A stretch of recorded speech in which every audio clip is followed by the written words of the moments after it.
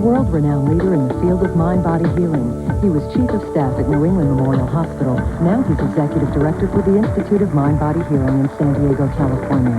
Author of 12 books, including Ageless Body, Timeless Mind, Quantum Healing, and The Return of Merlin. This program is based on his bestseller, The 7 Spiritual Laws of Success. And now, Deepak Chopra.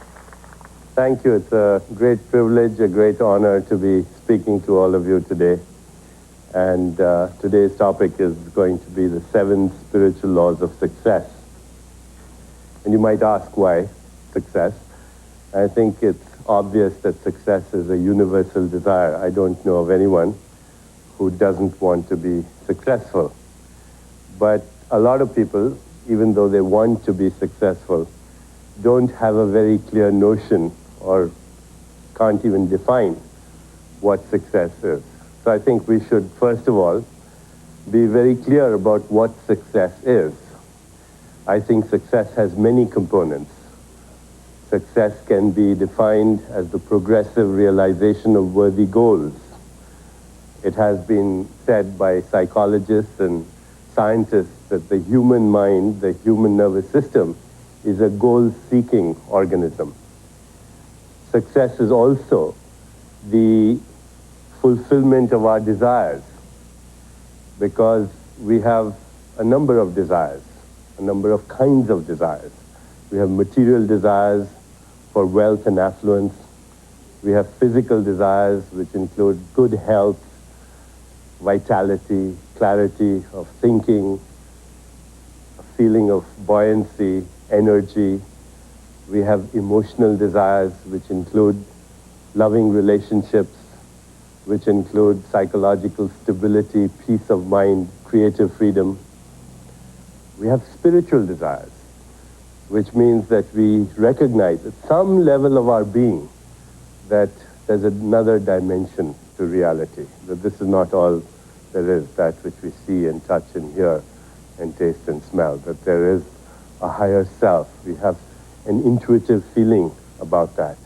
And we have a yearning somewhere deep inside that we want to touch that higher dimension of ourselves.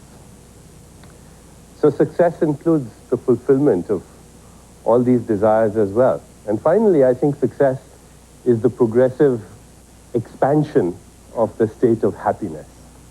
Because you can be a superb scientist, you can have all the money in the world, and yet you can be a miserable person. And by our definition of success, then, you're not really successful.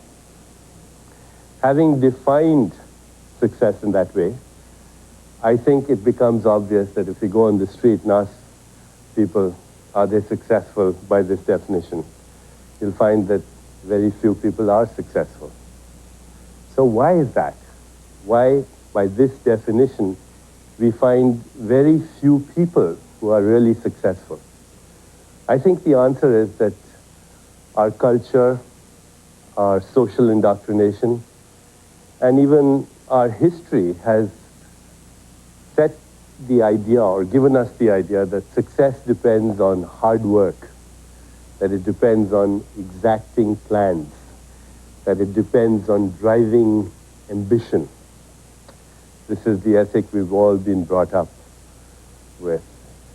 And whilst hard work and exacting plans and driving ambition, and we know a lot of people with that, can help you acquire some material success, there's a big price for that.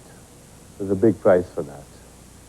The price is hypertension and cardiovascular disease and heart attacks and strokes and divorce and addictions.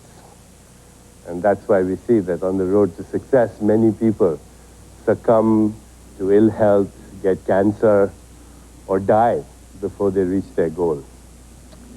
So I think we need a new approach to success, and this new approach is what we're going to talk about. It's new in a sense, and yet it's very ancient. We must first of all understand that success is a journey and not a destination. And that success comes about through a proper understanding of who we really are, a truer understanding of reality. We're not just a physical machine that has learned how to manufacture thoughts. We are not just human bodies with occasional spiritual experiences. A true understanding of ourselves includes an understanding of human existence as a continuum of body, mind, soul, spirit, and environment. And I think if you watch the last PBS special that we did, Body, Mind, and Soul, you may be familiar with this diagram. I talked at length about this in that last lecture that I gave. But just to very quickly recapitulate what has been said before, we are a body which is made up of matter and energy. We are an ego, intellect, and mind, so-called subtle body. And we are a soul and a spirit. Our real self is comprised of all these different layers of existence. And once we understand the mechanics through which pure consciousness or spirit transforms itself into the soul, and then into the ego and the intellect and the mind, and then ultimately the body through which we experience the world, once we have that understanding, that is the understanding of spiritual law. Because spiritual law is nothing other than that law which allows the sequential unfoldment of the unmanifest into the world of the manifest. It is the spontaneous flow of intelligence, the spontaneous flow of energy and information. And it exists in everything that's alive, everything that's alive. Whether it's a blade of grass or a human body or a cell in a human body or a flower or an insect, you see this flow of intelligence, this animating force of life, this animating force of life that as it unfolds from within itself, it begins to create everything in existence, the world of form and phenomenon. And this brings us to the very first law of success, which is the law of pure potentiality. The law of pure potentiality says that in my essential state, I'm spirit. That the spirit may be abstract and mysterious and magical and incomprehensible and ineffable, undefinable, but it's real. And it's my internal reference point. People have used other words to define this ultimate ground of creation, which I'm calling the spirit, the implicate order from where everything emerges. David Bohm, an eminent physicist, has called it the implicate order where everything is unfolded from. The explicate order being that world of form and phenomenon. Scientists, physicists call it the unified field. Our subjective experience of it is that when we know it, when we experience it, we feel pure joy, pure knowledge, pure silence, perfect balance. We feel we are invincible. There is simplicity in it. There is bliss in it. And when this becomes our internal reference point, when we carry the consciousness of this wherever we go, then we are no longer object referral. Object referral means the ego is no longer our internal reference point. We're not so easily influenced by others. We're not so easily affected by criticism. We're not so fearful of challenges because we know that our source is the source of everything in creation. In order to get in touch with this field of pure potentiality, we have to spend time with it, which means we have to spend time with ourselves.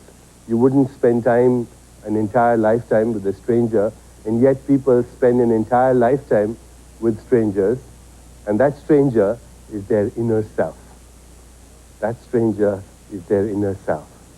When we get to this inner self, and I put this other diagram here to show you that this inner self is the source of everything. It is where there is the generation of creative process in the stillness of the mind. It is the organization and the dynamism of the stillness of the spirit, which we call the mind.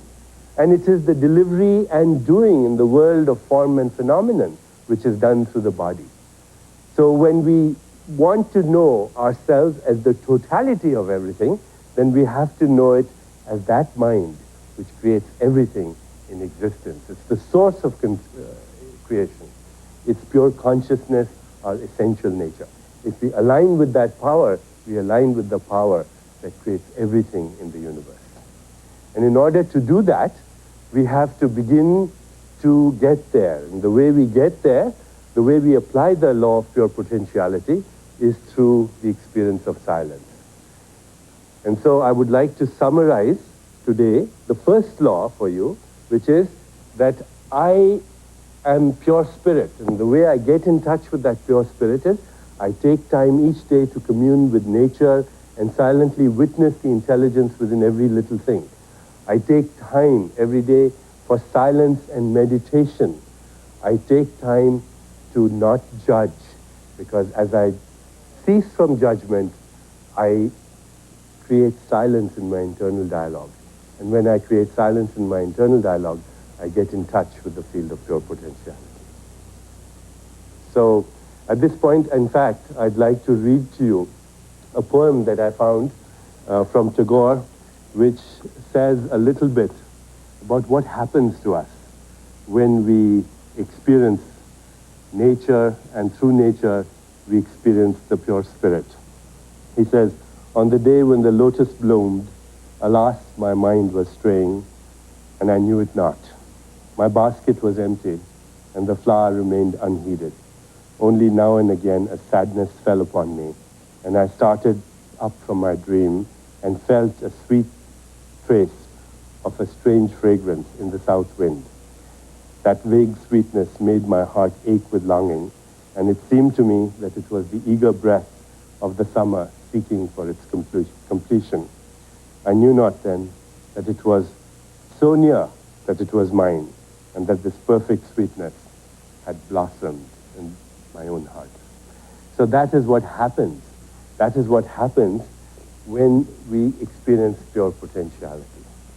I'd like us all then to understand that as we take steps towards success, the first thing we have to do is get in touch with the source of all creation, to realize that deep within us is this field which is the source of everything. At this level, we are at this level of the unmanifest. We are the observer, the process of observation, and the observed. We are the soul, the spirit, the mind, the body, and the world. That's why the seers say, "I'm not in the world is in me. I'm not in the body is in me. I'm not in the mind is in me. The body, mind, and world, they happen to me as I curve back within myself and create again and again. And as I do that, I can create anything I want." I'll summarize the law of pure potentiality then by once again reiterating the three ways we can get in touch with it. Number one, through the practice of meditation and silence. Number two, through communing with nature, because the same spirit animates everything. It's the same unified force that is there in everything that's alive. And three, by practicing non-judgment. By desisting from trying to label and define everything as right or wrong, good or bad. Because in the ultimate scheme, as you can see, good and bad are what make life an experience of meaningful contrast. There is the poles of opposites that create life, whether it's good or bad, light or darkness, up and down, hot or cold, pain or pleasure. Life moves within these poles of opposites. And when we accept that, we spontaneously become less judgmental. We spontaneously do not have the desire to judge others. And when we don't have that desire to judge others, then that creates silence in our mind. There's a beautiful prayer that I came across somewhere. It says, "Today I shall judge nothing that occurs. And as I judge nothing that occurs, I will create silence in my mind.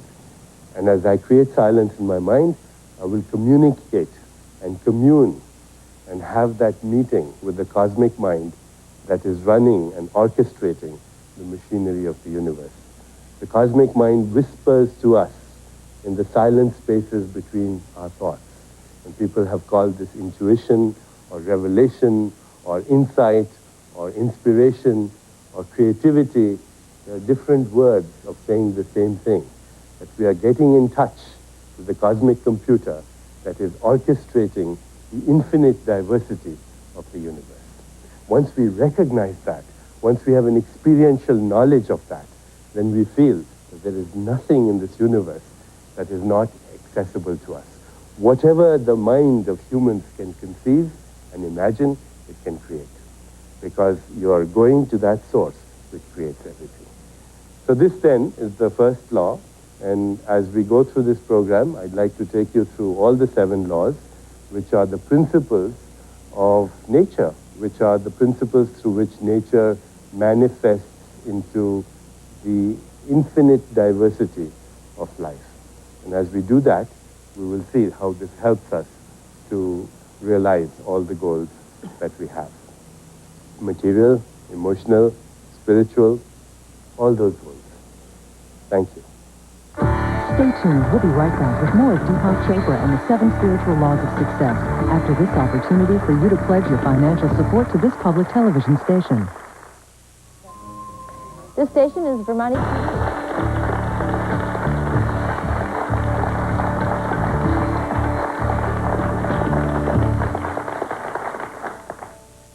The second law of success is called the law of giving.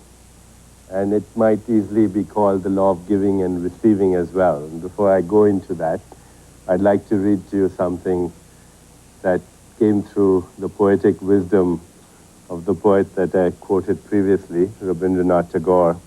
He talks about giving and receiving. He says, "This frail vessel you empty again and again, and fill it ever with fresh life.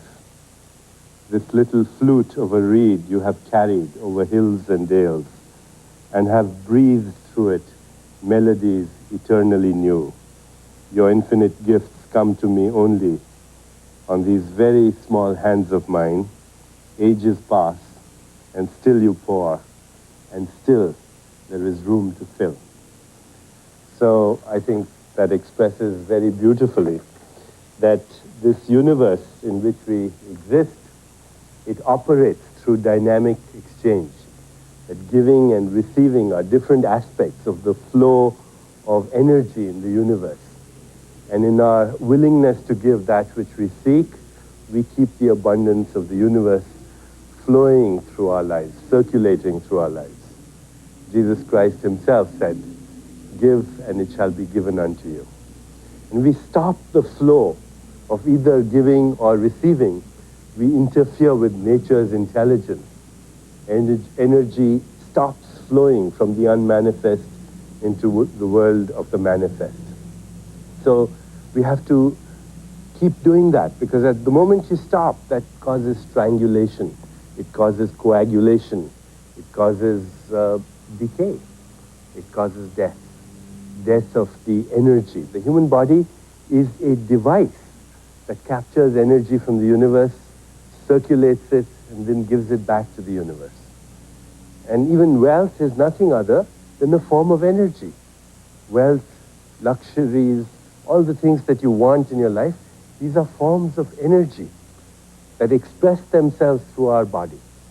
It is very important when we give that we be considerate and be aware of the intention behind giving.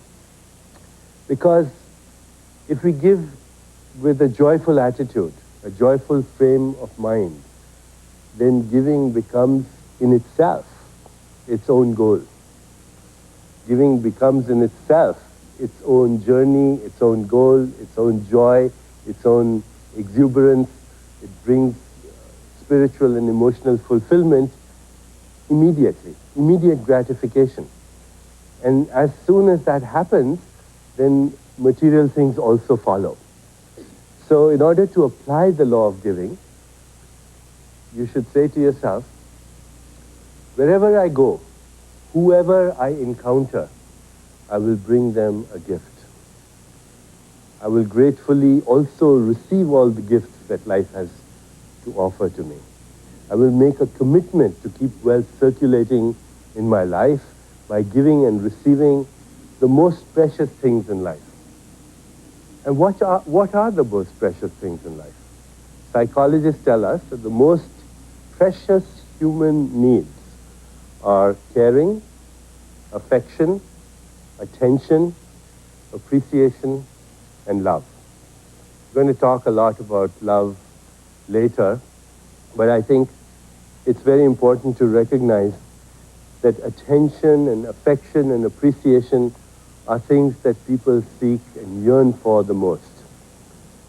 Affection is touching someone in a loving way.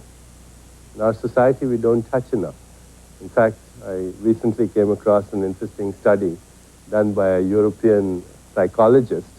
He went around all over the world and he was sitting in cafes and he was observing couples and how frequently they touched each other.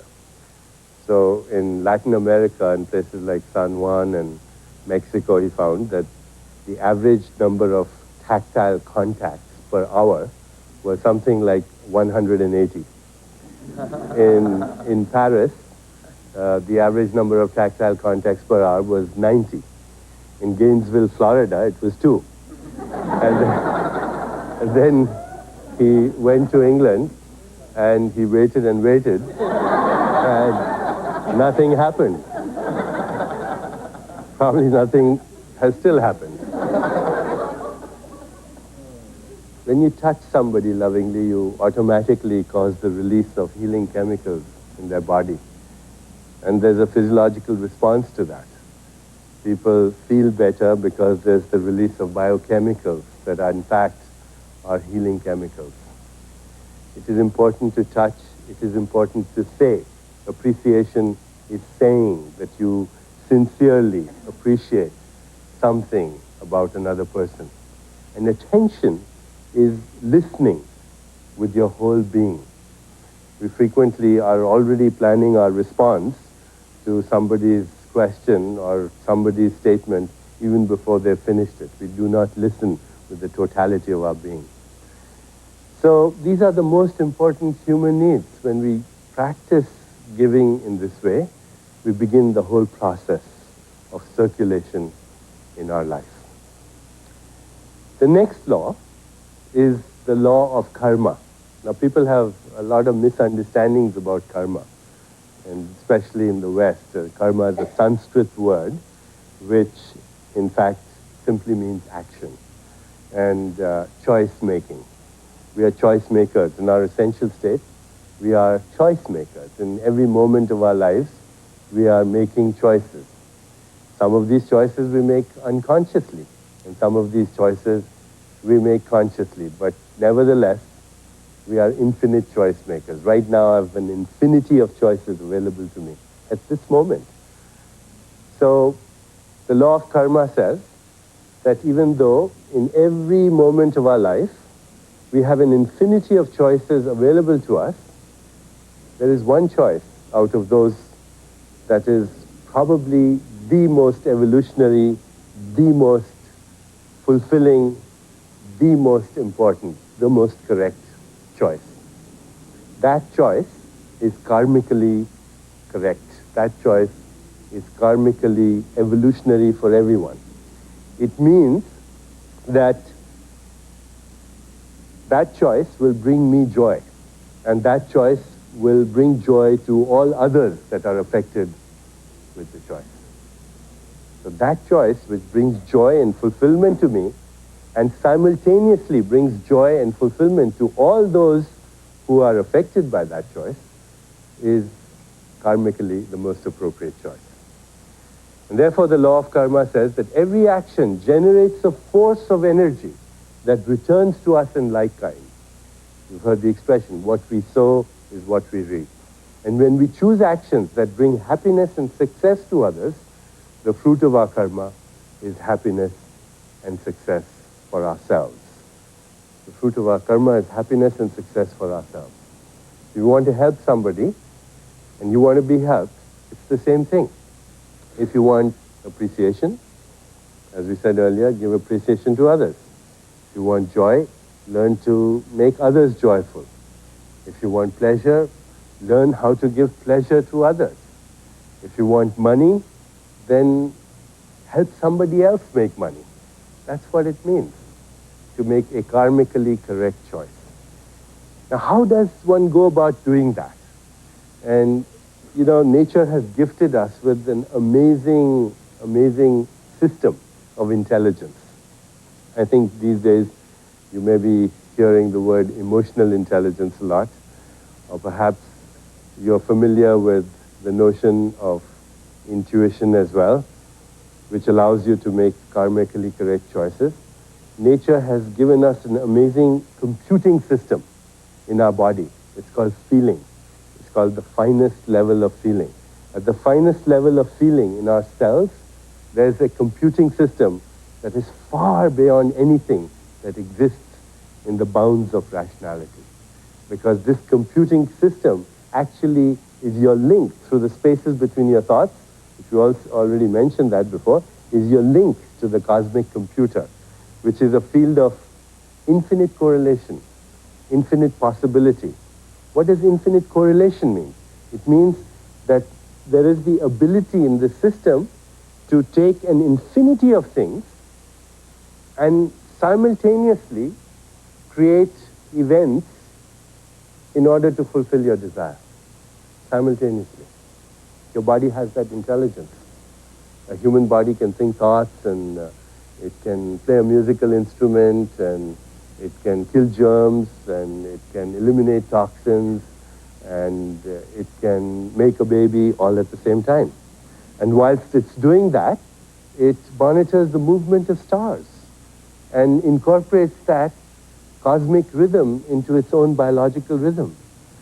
There is no intelligence within rational thought that can do that, because rational thought is linear, whereas this is contextual and relational and intuitive and wise and is taking everything into account. That's why I said it's contextual. It takes everything into account. It doesn't have a win-lose orientation. It doesn't believe in linear cause and effect, because it knows everything. And every cell in your body has that. Every cell in your body has this computing ability. And how do we access it? By just listening to the messages in our body. There are only two kinds of messages that come through our body at the finest level of feeling. One is the message of comfort, and the other is a message of discomfort.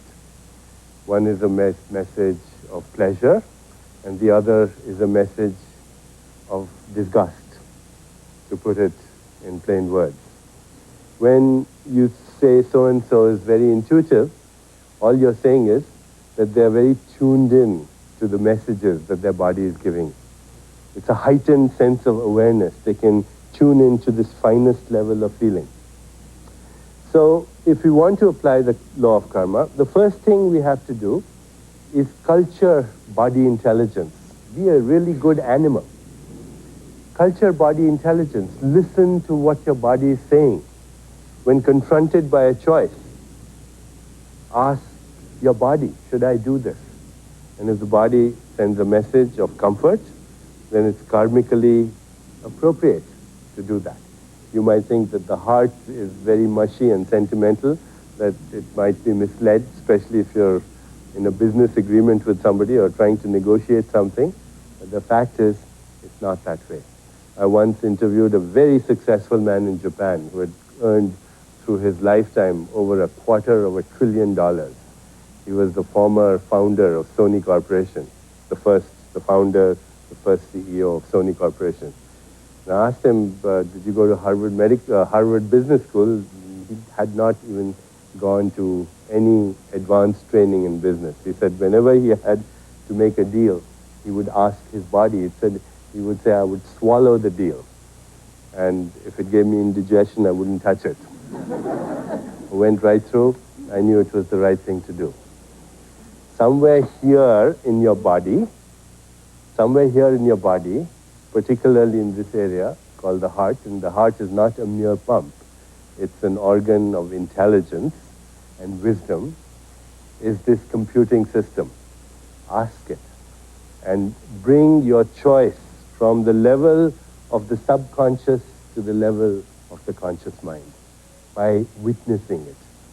witness the choice. Every time you make a choice, just observe it. Don't have to evaluate it right then.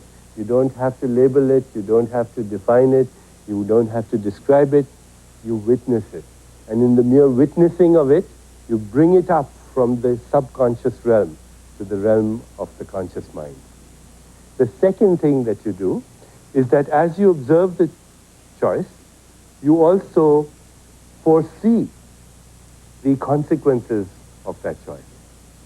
In the mere observation of the choice is actually the foresight of the consequences of the choice.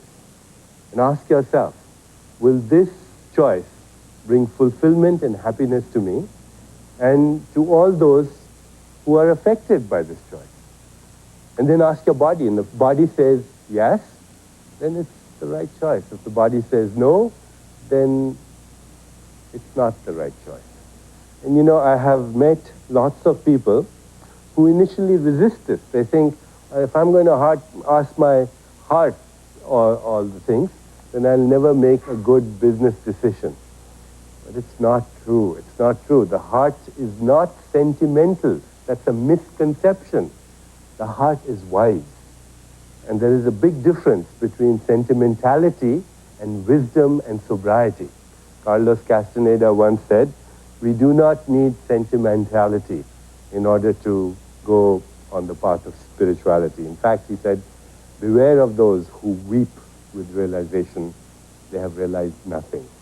What we need is sobriety. And when we have sobriety, we witness. And we witness the consequences, and we ask the body to give us its advice. So if you want to put this into action, then you immediately make this decision. I will ask my heart for guidance and be guided by its message of comfort and discomfort. And as I do this, I'll be applying the law of karma to create all the things that I desire in my life. The law of karma, because karma is literally the software of the soul. Here we go back to this diagram. There's physical body, subtle body, causal body. Causal body is that part where the soul and the spirit reside. And karma is the software of the soul. Every action that you perform, it creates memory. Every memory creates desire. Every desire is the cause of action again. So memory, karma, and desire are the software. And if you think about this a little bit, you'll recognize that they're all the same thing. Because without memory, there is no desire. Without desire, there is no action, there is no karma. And without karma, there is no memory. So they're all the same thing. And every thought that you have, every single thought that you have is karmically generated. That's why I am totally against this notion that, you have to try to think positive thoughts. It's like telling somebody, don't think of pink elephants, and that's all they think about. You cannot try to have a positive attitude, but your attitude will change, and your thoughts will spontaneously change if your choices are karmically appropriate, because it's those karmic choices that generate those thoughts. So every thought that you have is either a memory or a desire. Just keep this in mind. There are no other kinds of thoughts. Every thought that you have is either a memory or a desire. And that's another way of saying it's either an interpretation or a choice. And we are, in our essential state, that field of pure potentiality, we are infinite choice makers, infinite interpreters in every moment of our life. We can get in touch with the software of our soul, and once we get in touch with the software of our soul through this conscious choice making, then from that level we can begin to generate all that we want. These two laws, the law of giving and the law of karma, are in a sense related, because giving is karma. It is creating the potentiality for space-time events in the future. So at this moment, I think we'll pause for a few minutes, think about this a little bit, and then proceed with the remaining laws of success. Please stay tuned. Deepak Chopra and the 7 spiritual laws of success will be back in just a few minutes. In the meantime, this public television station has an important message for you to consider.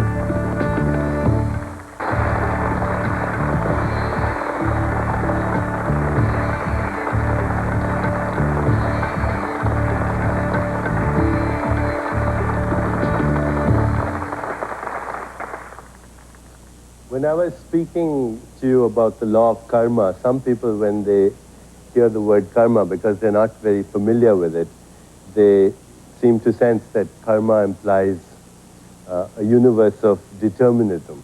Do we live in a deterministic universe where everything is karmically ordained? Or is there free will?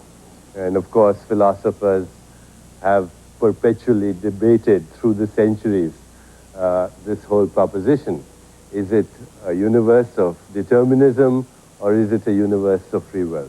And the answer seems to me that it's simultaneously both. If you're unaware, then you live in a completely deterministic universe.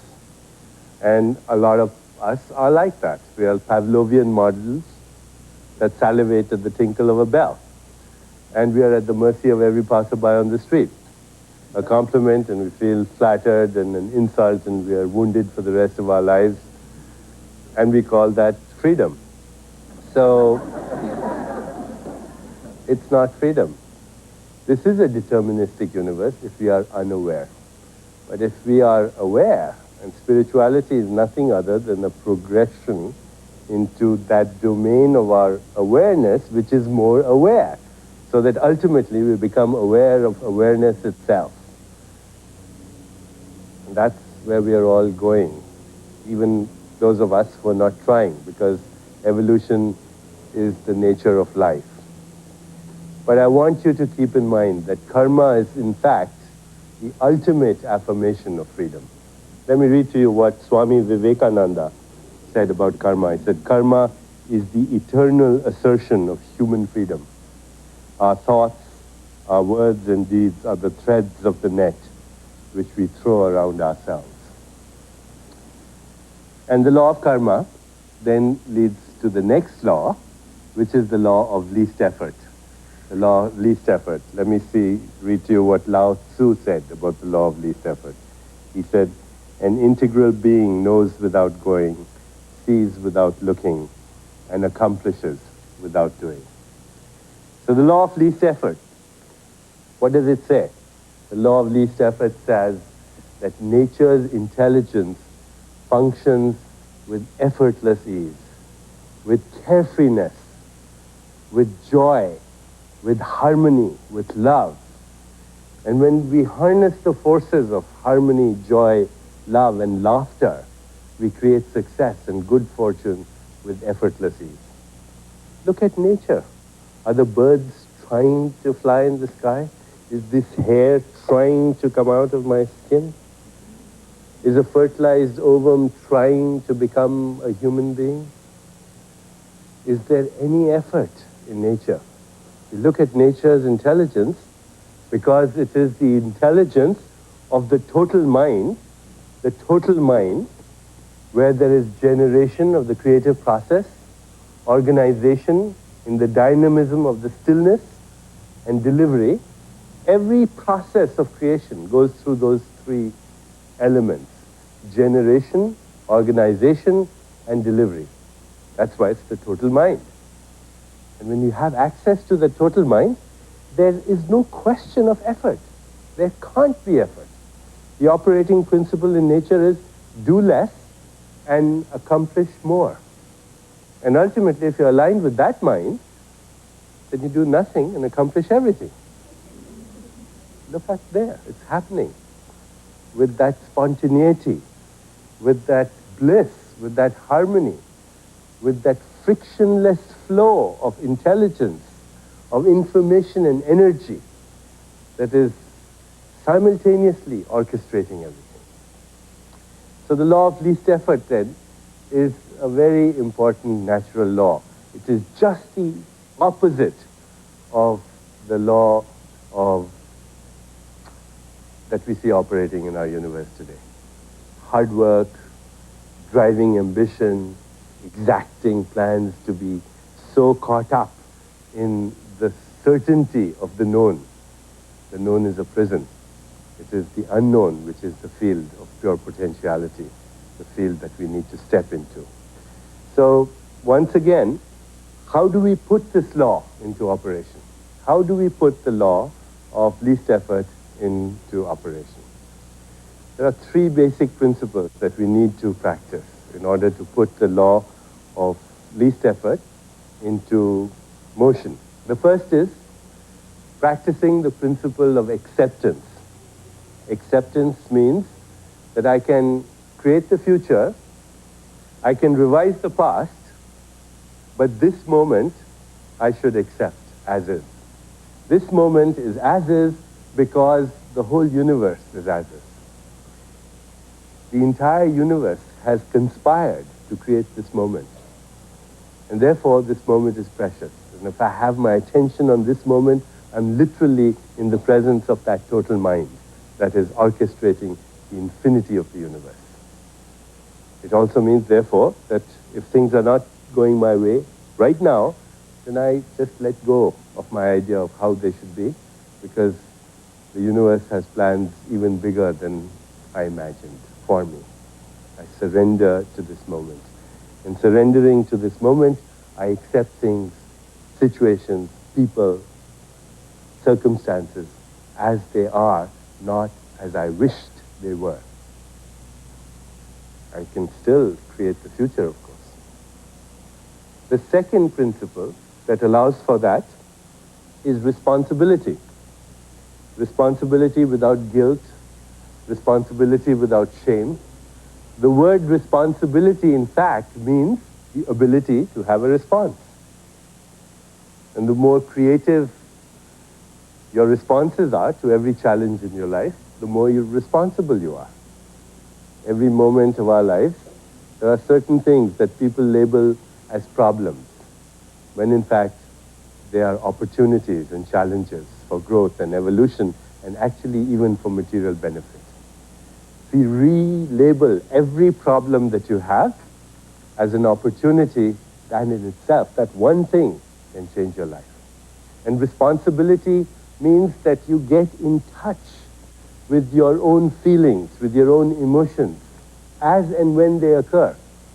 The well-known psychiatrist Dr. David Viscott, has a very good paradigm in which he explains this. He says life moves between pleasure and pain, and when we do not confront the pain as we are experiencing it, we do not witness it, we do not release it, we do not understand it, we do not accept it, then we lock it up in our bodies. And that remembered pain manifests later as anger, as hostility. That remembered pain can be anticipated in the future as anxiety and fear.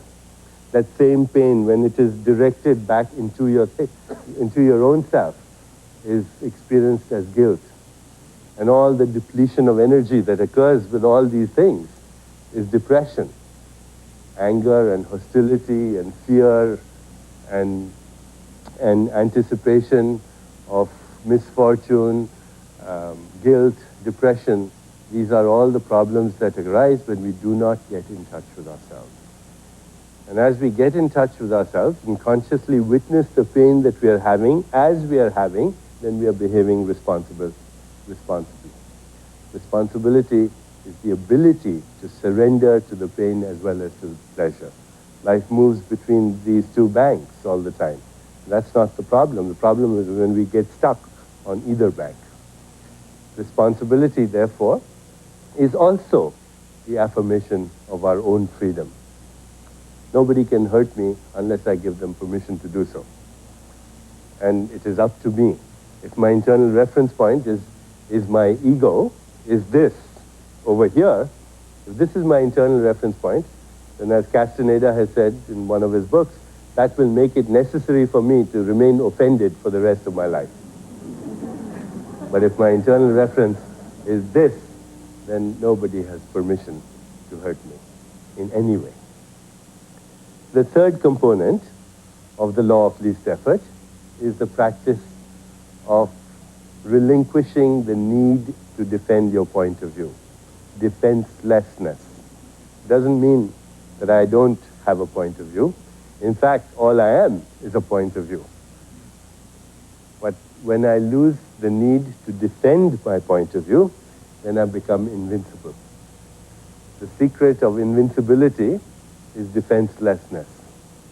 If you read the Yoga Sutras of Patanjali, if you read the Yoga Sutras of Patanjali, an ancient text of yoga, and as I have said previously, the word yoga comes from the same root as the Latin word yoke, which means to unify the experience of body, mind, soul, spirit, and environment, then you will see that in that framework of unity, invincibility comes from defenselessness. There's a sutra which says, when we are firmly established in defenselessness, all beings around us cease to feel hostility. There's nothing to attack. Okay, let's summarize the law of least effort. The law of least effort says that everything in nature is happening easily, spontaneously, frictionlessly, joyfully, with carefreeness, with ease, with laughter. And if we want to align ourselves with that intelligence, then we practice acceptance. Having accepted things as they are, we practice responsibility for my situation and those events that I see as problems. Today, my awareness will remain established in acceptance, responsibility, and defenselessness. Let's move on to the next law. The next law is the law of intention and desire. Desire is the mechanics of creation. Let me read to you something from an ancient text about this law of intention and desire. And this is from the Hymn of Creation in the Rig Veda, one of the most ancient texts known to the human mind. It says, in the beginning there was desire, which was the first seed of mind. Sages, having meditated in their hearts, have discovered by their wisdom the connection of the existent with the non-existent. So desire is the connection between the existent and the non-existent. And yet, of course, we have been influenced by various people throughout our lives who have said desire is a bad thing. Well, it's not bad at all. It's the mechanics of creation. Desire is pure potentiality, seeking manifestation. If there was no desire, this would be a universe only of possibility. Eternal possibility, but no manifestation. And I said earlier that desire, karma, and memory are linked. Therefore, the very fact that you have a desire means that you were meant to fulfill it. Otherwise, it wouldn't be part of your karmic software. So what's the law of desire and intention? The law of desire and intention says that inherent in every intention and desire is the mechanics of its fulfillment. Desire in the field of pure potentiality has that infinite organizing power, infinite correlation. And when we introduce an intention in the field of pure potentiality, in the fertile ground of pure potentiality, we put this infinite organizing power to work for us. Intent is a powerful force, more powerful than gravity, more powerful than time, more powerful than electricity or magnetism, because it sets into process all those things. But we must know how to put that law into effect. The way desire works is, if it comes from the level of pure being, if it comes from the level of pure potentiality, from the level of pure silence, you slip into the silence, you introduce the desire in the field of that silence, you remain self-referral, which means your ego is not the internal reference point, and then you let the universe handle the details. That's how it happens when you do it correctly. And other people have studied this. People have called this physiological intelligence. The other day I was reading a book, and you probably may have heard of this, The Perennial Philosophy by Aldous Huxley. And Huxley talks about physiological intelligence and says something that, if you really think about this, you will become so confident in the fact that in the desire itself is the mechanics of creation. In the desire itself is the whole process, the whole process through which everything gets orchestrated. You've heard of synchronicity, I'm sure, or meaningful coincidence. Synchronicity is when a number of things happen simultaneously in order to fulfill your intention. Meaningful coincidence, many incidents all happening at the same time in order to fulfill this little intent that you had. Intention and attention are the two qualities inherent in that field of consciousness, the cosmic computer. Attention is energy, intention is information. What's the world made up of? Energy and information. If you were to really become aware of your qualities of consciousness, attention and intention, you would be laying the groundwork to fulfill all your desires. We apply this law of intention and desire by first making a list of all our desires, then taking that list of desires and surrendering it to the womb of creation, reminding ourselves to practice present moment awareness, this moment as it should be. So I was going to come to that quote of Aldous Huxley, and I'd like to read it to you because what it says is, Aldous Huxley gives a very clear example of physiological intelligence that is present and has infinite organizing power. That physiological intelligence can do anything for us. So I'm just looking up that quote, and what he said was, just look at an example, for example, the example of a parrot that's learning to imitate human sounds. How does it do that? How does a parrot learn to imitate human sounds? Some little intention in this little brain that is the size of a pea, and then it sets into motion an infinity of space-time events so that it can imitate a human voice that requires vocal cords, tongue, teeth, a cerebral cortex, a neocortex. How does that happen? Just through intent. A parrot with a pea-sized brain can do that. We are doing that all the time. When we walk from here to there, do you know the complexity of that? That if you were to be aware of every little muscle that has to relax, that has to contract, you could never do it. It would boggle the mind of a neuroscientist to do it. Every physiological function that you can think of, to metabolize one molecule of sugar by a cell requires infinite organizing power. A cell has to immediately send orders to the pancreas to start secreting insulin, send orders also to the pancreas to start secreting glucagon, to the brain to start secreting growth hormones. A whole symphony has to be orchestrated. But the cell is a conscious entity. And if your body cells can do it, why can't you? Why can't you? You can, because the totality that is you is the conglomeration, the totality of all these very intelligent cells that already know how to fulfill their desires. And the world out there is our extended body.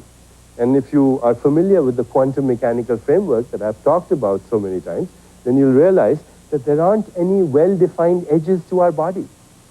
We are so inseparably connected with the patterns of intelligence in the cosmos. And when we let our intention there, then we let that cosmic mind orchestrate the infinity of space-time events to bring about the outcome that we intended. Deepak Chopra will return with the conclusion of the 7 spiritual laws of success. Here's an opportunity to receive Deepak Chopra's book on which this program is based by pledging your support to this public television station.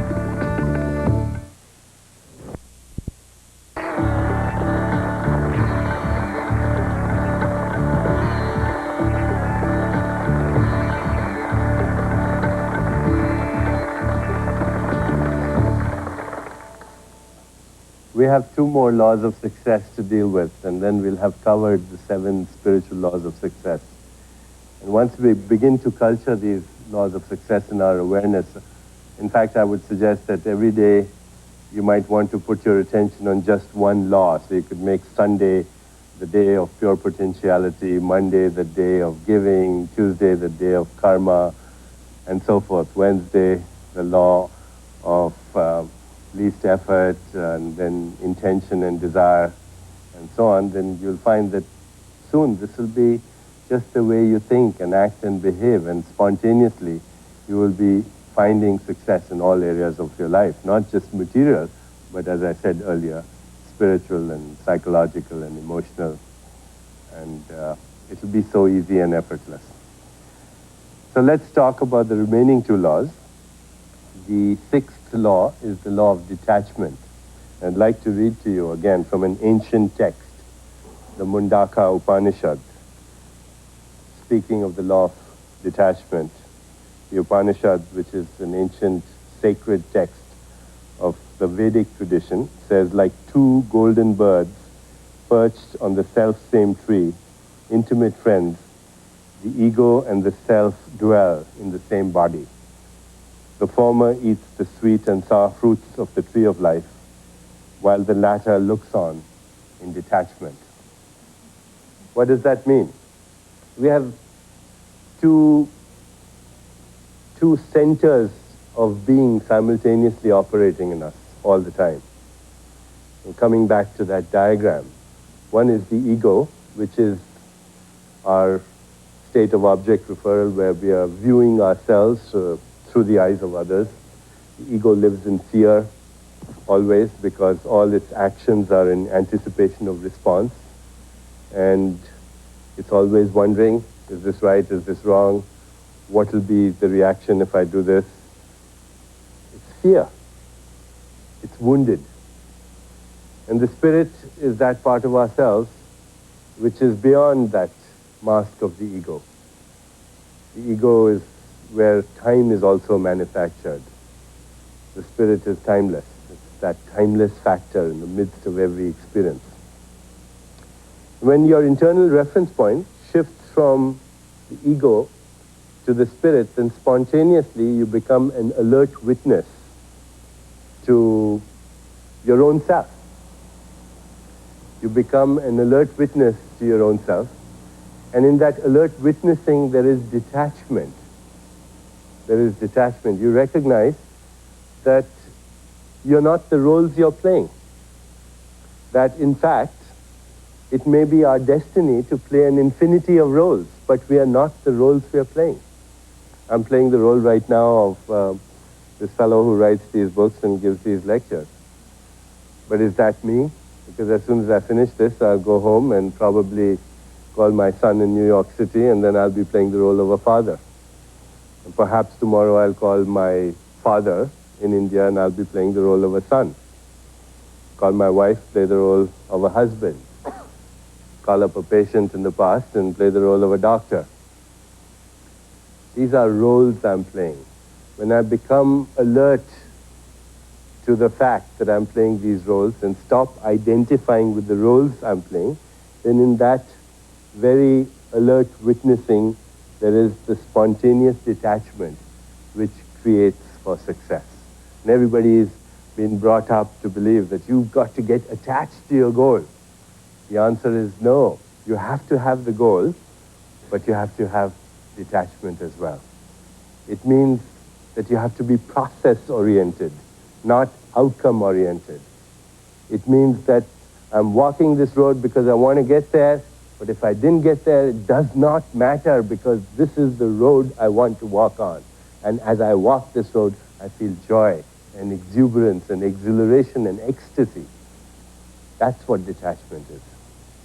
So in detachment, there is the wisdom of what can only be called uncertainty. Uncertainty is very freeing, because uncertainty creates freedom from our past. What is the past? The past is the prison of the known, the prison of past conditioning. If life was full of certainty all the time, you would be a prisoner of that. In fact, most people are prisoners. It's dull, it's boring, it's mundane, it's trivial. In our willingness to step into the unknown, we are actually stepping into the field of all possibilities. We are surrendering ourselves to the creative mind that orchestrates the dance of the universe. We are stepping away from fear and insecurity. The need for certainty is just the need for security, which is based on our past. So it is not the unknown that we need to fear. It is the known that we need to fear, if there is anything to fear. If you want to apply the law of detachment then to your life, you have to say, today I will commit myself to detachment. I will factor in uncertainty as an essential ingredient of my experience today. The more uncertain this day, the more joy it will create for me. In fact, last year on New Year's Eve, when we were celebrating with our family as we do every New Year's, the whole family gets together. My children have heard this for a long time. They've been brought up on this knowledge. After we celebrated, we all take a few minutes to silently, in our own consciousness, examine our wishes and our dreams for the new year. So I saw my son was taking a long time, and finally when he opened his eyes, I said, Gautam, what did you ask for? He said, I asked the creative mind of the universe to make this year even more uncertain than last year. Because we had so much fun. You apply the law of detachment by factoring in uncertainty. It's called involved with passion and yet detached. Involved with passion and yet detached. Detached involvement. The second thing you do is you step into the field of infinite possibilities all the time. And you do that by knowing that every moment is a field of infinite possibility. And as you do that, you'll see that there are things that happen that you never anticipated. Napoleon Hill, one of the greatest authorities on success, you've probably heard of his famous book, Think and Grow Rich, he said, what's good luck? Good luck is nothing but opportunity and preparedness. And you're not going to have preparedness if you're stuck to the known. You're only going to have preparedness if you have surrendered to the unknown. Because the known is a rigid framework of thinking. Let's move on to the last and final law, the law of dharma. The law of dharma, which is also known as the law of purpose in life. Let me read to you something about the law of dharma. And this comes from Khalil Gibran, who says, when you work, you are a flute through whose heart the whispering of the hours turns to music. And what it is to work with love. It is to weave the cloth with threads drawn from your heart, even as if your beloved were to wear that cloth. The law of dharma, which is the law of purpose in life, has three components to it. The first component is that each person that's alive, each human being that's alive, has a unique gift, a special talent to give to others. When we blend that unique talent with service to others, we experience the exaltation and the ecstasy of our own spirit, which is the ultimate goal of all goals. So the law of dharma says that each person who's alive can do something in a certain way that's better than anyone else that's alive. There's one thing you can do, and you have a very special way of doing it, better than anyone else that's alive. And everyone has that, because this universe, in its perfection, has no spare parts. It's complete and perfect in its totality. And when you're doing your unique thing, in your own unique way, there's a symptom that goes along with that. You lose track of time. You escape time-bound awareness and you enter the realm of timeless awareness. You experience timeless mind, the mind that generates, orchestrates, and delivers, the mind that is running the machinery of the universe. Timeless, eternal, without beginning, without ending. Only that which has a beginning can have an ending. So when you're expressing your unique talent, when you're in the law of dharma, then you experience ecstasy, joy, exaltation. It doesn't matter what that activity is. It could be playing football, it could be cooking, it could be taking care of your children. And you know that some mothers are in dharma and some aren't.